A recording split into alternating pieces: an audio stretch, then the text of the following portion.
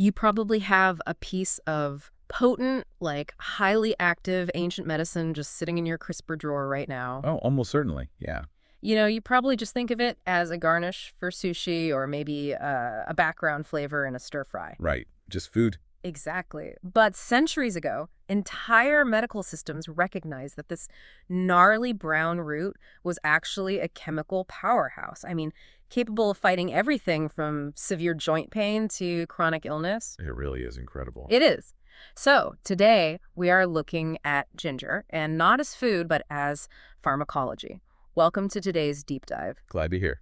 If you are joining us, you are the kind of person who doesn't just want the surface level summary. You want to understand the hidden mechanics of the mundane. Yeah, you want the why and the how. Exactly. So our mission today is to take a foundational text from Natural Wellness at 25th Hour of a Day, specifically this really fascinating Tamil video script titled Ginger and Galangal, Nature's Healing Duo. A great source. It really is.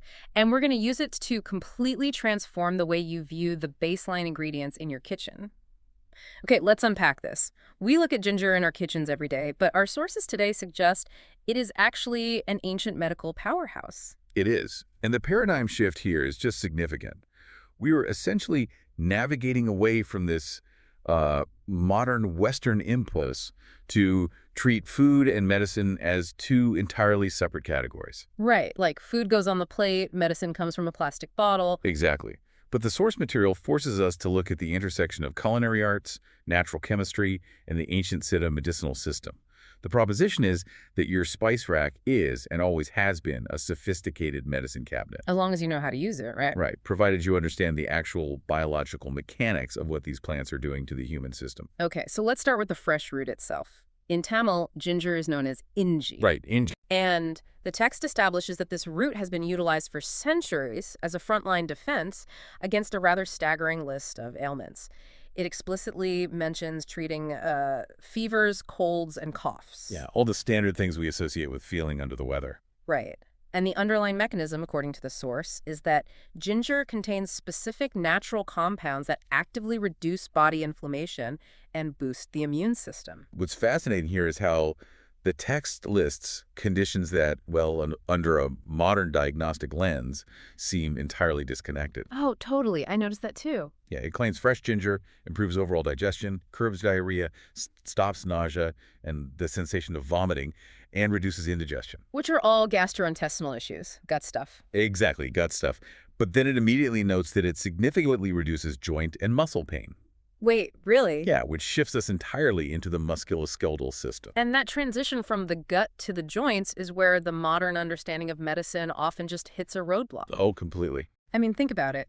If you walk into a pharmacy today with a cough, diarrhea, and a swollen knee, you are walking out with 3 different boxes of pharmaceuticals. You're walking out with a very expensive shopping bag. Right.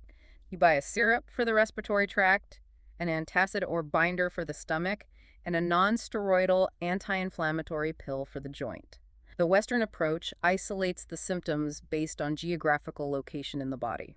Because that's how we're trained to think about illness. Yeah, but the Siddha text proposes one root for all of it. Because the Siddha system, at least as presented here, is not treating the geographical location of the symptom.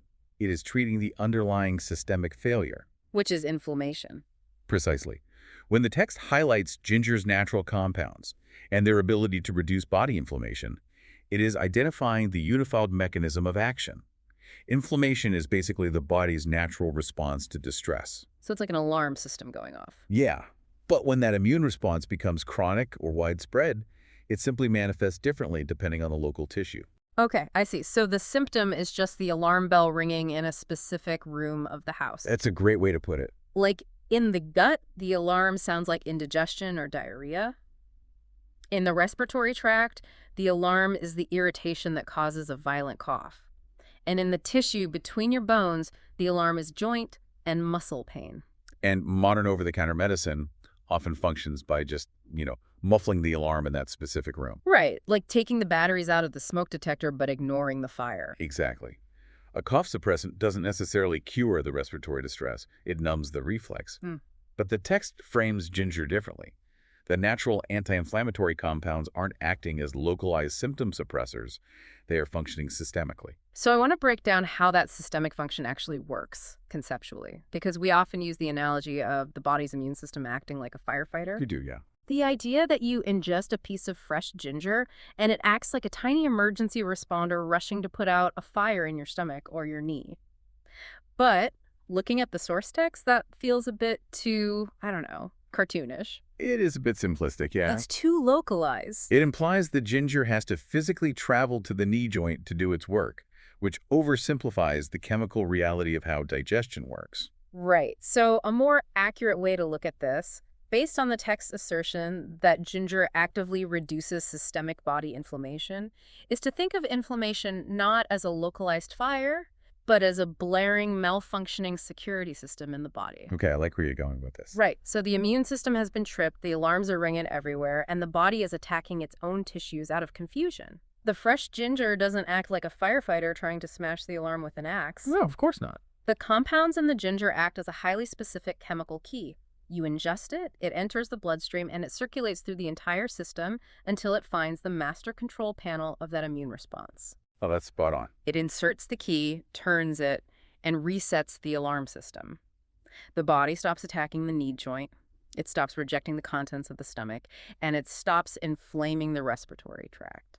The chemical key analogy aligns much closer to the pharmacological reality the text is describing, because it elevates ginger from a passive health food to an active therapeutic intervention. Yeah, it's not just a vitamin. Right. The concept of food as medicine is often diluted in modern culture to mean something preventative, like, eating spinach so you don't get a vitamin deficiency later. Yeah, eat your greens. Exactly.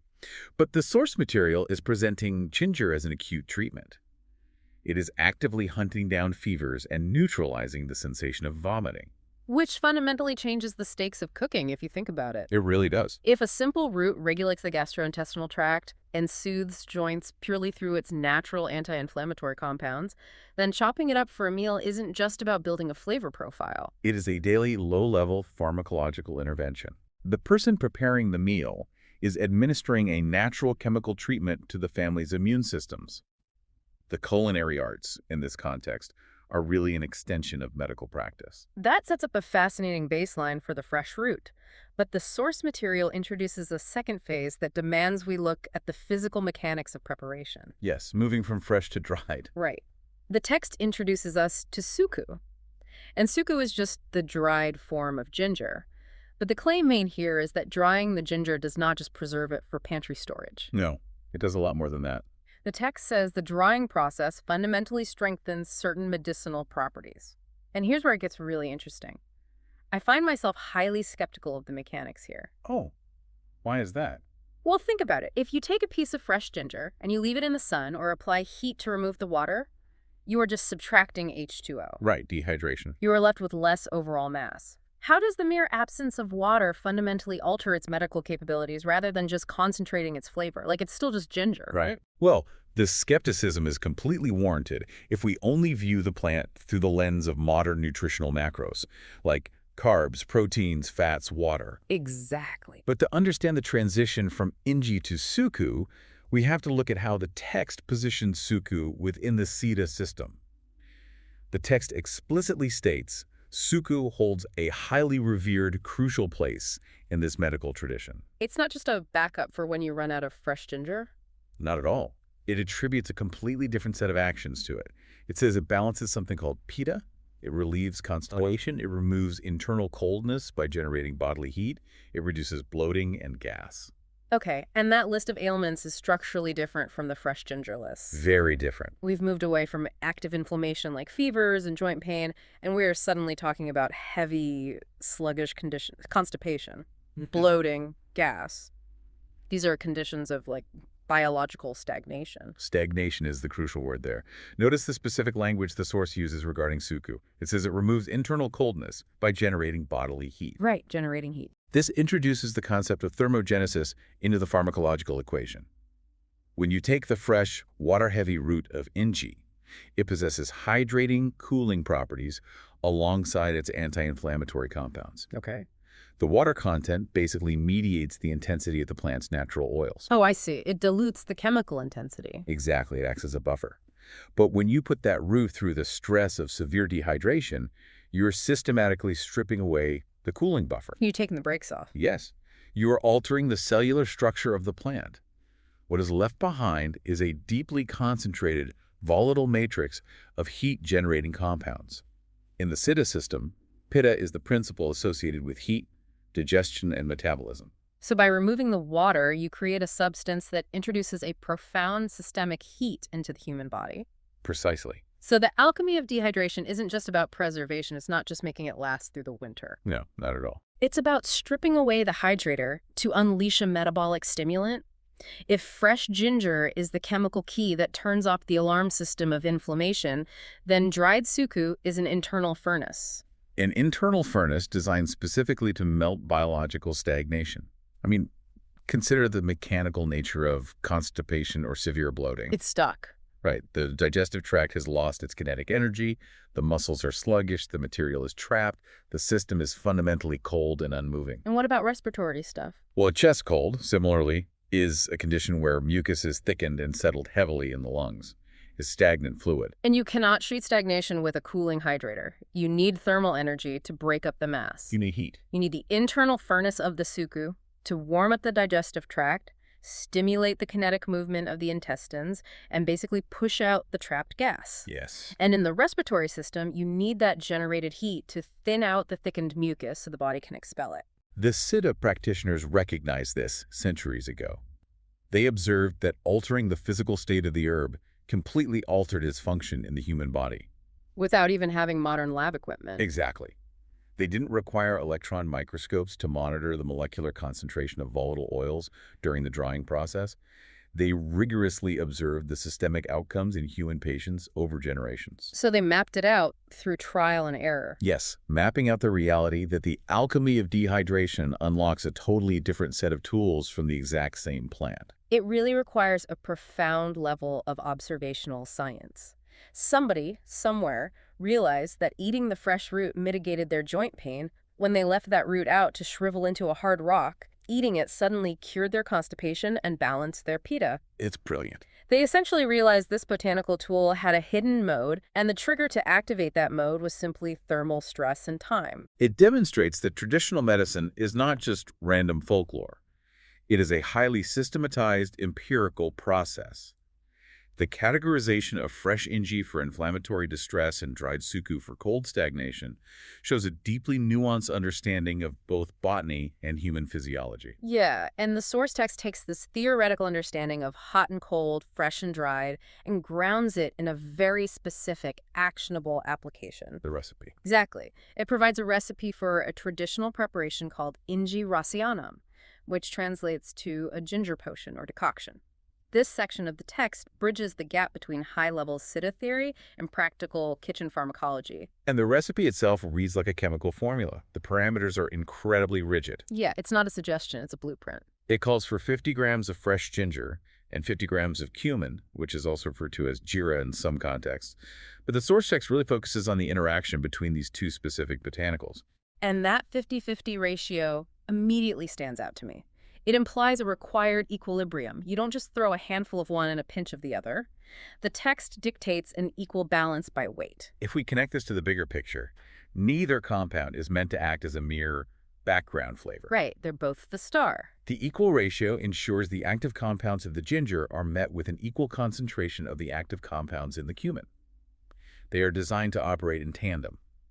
Let's look at the sequence of operations the text demands, because the methodology here is not arbitrary at all. Right. The process is highly specific. So first, you clean and finely chop the ginger. Yep, prep the fresh root. Then, separately, you lightly roast the cumin in a pan. Once the cumin is roasted, you add the chopped ginger to it, and you boil them together thoroughly. Very important step, the boiling. Finally, you grind the cooked mixture and filter it to extract what the text calls a rasam, a clear potion or juice. And the stated benefits of this extraction are that it radically improves digestion, actively stimulates appetite, and revitalizes the entire body. The whole sequence is a masterclass in organic extraction. Let's start with the dry roasting of the cumin. Why introduce dry thermal stress to the seed before introducing water. Well, I mean, a chef would tell you it's to toast the spices and bring out a nuttier flavor profile for a curry. Sure, for flavor. But a pharmacologist would tell you it is to fracture the cellular walls of the seed. Oh, wow. Yeah.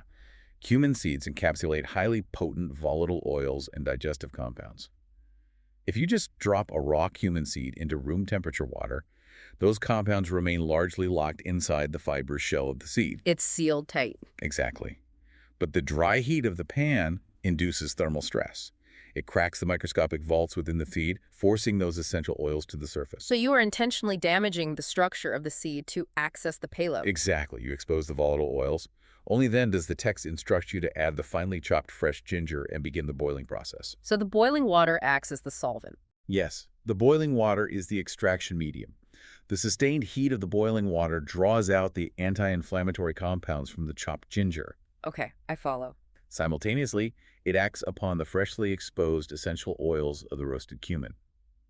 In that boiling water, the compounds from both plants are mingling, extracting, and bonding. And the final steps, grinding the boiled mixture and filtering it to extract the rasam, ensure that you are removing all the inert fibrous waste of the plant matter. You don't want to drink the pulp. Right. You are leaving behind the indigestible cellulose and extracting only the pure, potent, compounded chemical liquid.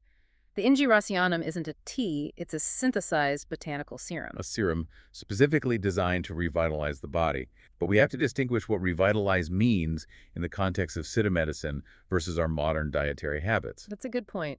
Because the modern equivalent to a revitalizing potion is what, an energy drink? Yeah, a can of liquid anxiety. Exactly, a chemical cocktail designed to flood the nervous system with synthetic caffeine and severe amounts of sugar. It operates on shock and awe. It really does. You jolt the central nervous system into a state of artificial panic, your heart rate spikes, you feel energized for 2 hours, and then your biological systems just crash because the energy was borrowed against your body's reserves. But the Ingirasianum operates on an entirely different biological axis. The source claims it improves digestion and actively stimulates appetite. It does not target the central nervous system with stimulants. It targets the gastrointestinal tract. Yes. So it revitalizes the body by repairing the engine, not by pouring rocket fuel into a broken machine. That's a perfect analogy. If your digestion is sluggish, your body is spending an immense amount of chronic energy just trying to process stagnant food. You feel lethargic. You feel heavy. Right. By introducing this highly concentrated ginger and cumin serum, you are utilizing the thermal and anti-inflammatory properties to reset the digestive tract. The engine clears out the sluggishness, And then the body naturally realizes it is capable of processing food again. which stimulates the appetite. The resulting energy you feel isn't a synthetic high. It is the natural restorative byproduct of your biological systems functioning efficiently. The recipe forces us to view the kitchen stove as a laboratory. I mean, the chopping to increase surface area, Yeah. the thermal cracking of the cumin, the solvent extraction through boiling, the mechanical separation through filter. This is intentional pharmacological manufacturing. Right, in your house. It empowers the individual to orchestrate a sophisticated level of healing using raw botanical materials. But the text is very careful not to let that empowerment bleed into hubris. Oh, definitely. It sets boundaries. Yeah, the final section of the source material establishes a hard perimeter around this ancient knowledge. It introduces medical caveats that confront the realities of utilizing such potent botanicals. And honestly, this is where the text presented something that genuinely alarmed me. The eardrop application. Yes. It mentions a traditional application found in ancient Siddha medical notes, mixing ginger juice with other herbal juices and using it as drops directly in the ear. The application of raw botanical juices into the ear canal. The ear canal is a sensitive, enclosed, highly delicate environment. We've just spent the entire deep dive establishing how potent, volatile, and chemically active ginger is. It's an internal furnace. Right. The idea of taking the concentrated juice of an internal furnace or a systemic chemical key and dropping it into an enclosed sensory organ feels intensely dangerous. It feels like the moment where ancient practice crosses the line into unacceptable modern risk. So, what does this all mean? This raises an important question regarding the friction between ancient practices and modern medical safety. And the source material actually anticipates that exact modern hesitation. Okay, how so? The text does not present the ancient eardrop application as a casual recommendation. Immediately following the historical note, it issues a non-negotiable directive. It says before using any liquid in the ear, a doctor's consultation is strictly necessary. The inclusion of that warning is crucial. It creates a bridge between historical documentation and contemporary safety standards. It's honest reporting. Yeah, it acknowledges the historical reality of the Siddha texts, like, yes, our ancestors documented doing this, but it refuses to romanticize the past to the point of endangering the modern reader. It draws a hard line. It highlights the central tension in natural wellness. We are dealing with a paradox of nature. The source text beautifully describes these plants as rare gifts of nature protecting our physical health. Which sounds very gentle. Right, but there is a pervasive, dangerous fallacy in modern wellness culture that equates the word natural with the words gentle or harmless. The assumption is that if it grows in the ground, it can't possibly hurt you. The text shatters that assumption. The general consumption warnings provided in the source are stark. It explicitly states that taking excessive amounts of ginger or suku can trigger stomach irritation and internal discomfort. Which logically tracks with everything we've established. If suku is an internal furnace designed to generate bodily heat and melt biological stagnation, what happens when you overdose on it? You burn the house down. Exactly. If you throw too much coal into the furnace, the fire burns out of control. The heat intended to stimulate digestion ends up stripping or irritating the delicate mucosal lining of the stomach. The potency that makes it an effective medicine is the exact same potency that makes it a hazard when abused. The biological activity is neutral. The dosage dictates whether it acts as a cure or a toxin. The text goes further by flagging highly specific risk groups. Right, the medical caveats. It mandates that pregnant women, individuals taking blood-thinning medications, and patients managing long-term or chronic illnesses must consult a physician before integrating these remedies. The warning regarding blood-thinning medications is the ultimate proof of ginger's systemic power, I think. Oh, absolutely. If ginger naturally reduces inflammation and alters circulatory dynamics, it is acting as a chemical agent in the bloodstream. If a patient is already taking a synthesized pharmaceutical agent designed to thin their blood to prevent clotting, introducing a secondary unmonitored botanical agent into that same bloodstream could lead to dangerous compounding effects. It could push the blood's viscosity past the therapeutic threshold into dangerous territory. You could have a severe bleeding event. Wow. The source text respects the ginger root enough to classify it alongside modern pharmaceuticals when it comes to chemical interactions. It demands that the reader treat the botanical with the same caution and intellectual rigor they would apply to prescription pill. It is a profound synthesis of traditional wisdom and modern medical boundaries.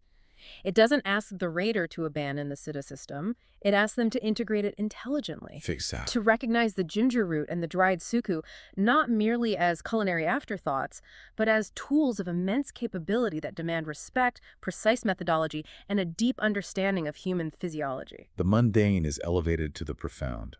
The CRISPR drawer is indeed a medicine cabinet, but only for those who possess the knowledge to unlock it safely. We began this deep dive with a mission to uncover the hidden mechanics of a common kitchen ingredient. The source text took us far beyond the boundaries of flavor. We examined the fresh root, Inji as a systemic chemical key.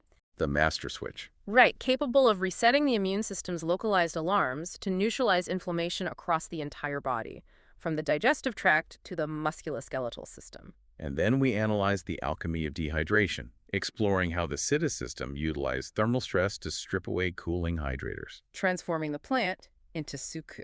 A concentrated internal furnace designed to obliterate biological stagnation, clear chest congestion, and stimulate the kinetic energy of the gut. We applied the thermal logic of the Inji Racianum recipe, breaking down the cellular destruction of the cumin seed and the solvent extraction of the boiling water to create a botanical serum. A serum that revitalizes the human engine without the synthetic crash of modern stimulants. And finally, we confronted the paradox of nature, acknowledging that true respect for ancient medicine requires accepting its volatile power. The boundaries set by modern medicine regarding ear applications and pharmaceutical interactions are not a rejection of traditional wisdom, but an acknowledgement of its undeniable chemical potency. The context of the kitchen has been permanently altered. It has. So the next time you are standing in your kitchen, I want you to consider the mechanics of transformation we explored today. Think about the potential. The text revealed that simply removing the water fundamentally altered ginger's medicinal identity. It changed how it balanced internal systems. It changed how it generated heat. It unlocked an entirely new pharmacological profile. So, Look at your pantry. Look at the seemingly simple ingredients lined up on the shelf. If just changing the physical state and subtracting water from a root can unlock a hidden, powerful alter ego, what other mundane items sitting in your kitchen right now currently possess a secret, powerful second life, just waiting to be unlocked by a change in temperature, pressure, or preparation?